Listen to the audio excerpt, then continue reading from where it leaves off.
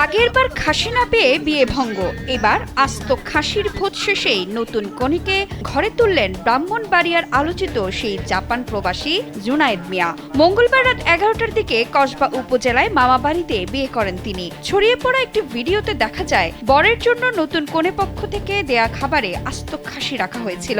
এ সময় বরসহ আনন্দ নিয়ে বাকিরা সেই খাসি সহ খাবার খান। এরপর বিয়ের কাজ সম্পন্ন হয়। পরে এক ফেসবুক পোস্টে নিজের বিয়ের কথাই নিশ্চিত করেন জুনায়েদ।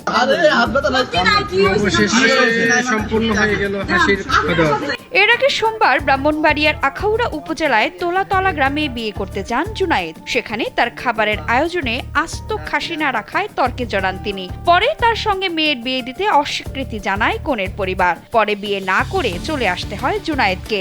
এবার বিয়ে ভঙ্গের একদিন পরেই নতুন কনেকে বিয়ে করলেন খাসি কাণ্ডের জুনায়েদ।